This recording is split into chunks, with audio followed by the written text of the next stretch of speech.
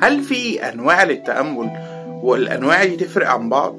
ايوه، في تأمل ممكن الانسان يستخدمه عشان بس يوصل لحالة من السكينة الداخلية. تمام؟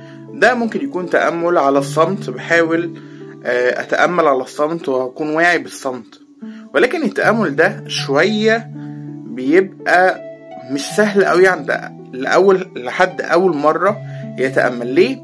لان الشخص اللي مش بيتأمل بانتظام طبيعي بيبقى عنده مشاعر كتير، ممكن مشاعر مكبوتة كتير وافكار كتير، فبيبقى في دوشة جامدة قوي، فبياخد شوية وقت لما يلاقي نتائج. زائد ان هو بيطور كواليتي واحدة، ان هو بيحاول يوصلك للصمت والسكينة، والصمت والسكينة بيجوا من خلال ان الطاقة بتاعتك تكون بقت نظيفة. ده بياخد شوية وقت. في تأمل تاني اسمه active meditation، فده اسهل شوية، في الواقع اسهل كتير ويجيب نتائج اسرع كتير، لان خلال التأمل بندعي ربنا بنكون ممر لطاقات زي طاقات المحبة والود والسلام لكل الناس ولكل الارض. فده بيؤدي ان الطاقة اللي بنكون احنا ممر ليها دي بيتخرج كميات كبيرة من المشاعر والافكار السلبية، وفي اخر التأمل بنتأمل على الصمت، فالإنسان بيبقى عنده نوع من السكينة الداخلية بسرعة. دي نتائجه إن شاء الله يعني بدرجة كبيرة. بآخر التأمل بتلاحظي تغيير.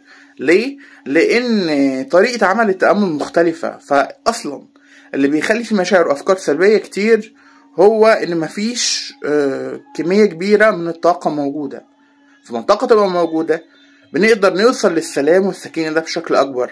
احنا نقدر نعمل التأمل ده سوا في جروب على الواتساب. اوريدي في جروب بنتأمل مع بعض بقالنا أكتر داخلين من 3 سنين. مين أنا علي مجدي، معالج بالطاقة الحيوية الأمراض العضوية والنفسية ولايف كوتش.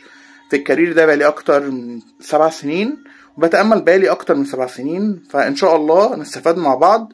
جروب المديتيشن ده مجاني، لان جزء من شغلنا اللي احنا بنحاول نعمل خدمة نساعد الناس ان هم يقدروا عندهم كواليتي اللايف بتاعهم يزيد، بحيث ان يبقى في سلام داخلي اكتر. فالانسان اللي عنده سلام داخلي اكتر ومحبة اكتر جواه هيقدر يكون منتج اكتر وسعيد اكتر. اتمنى اشوفكم هناك.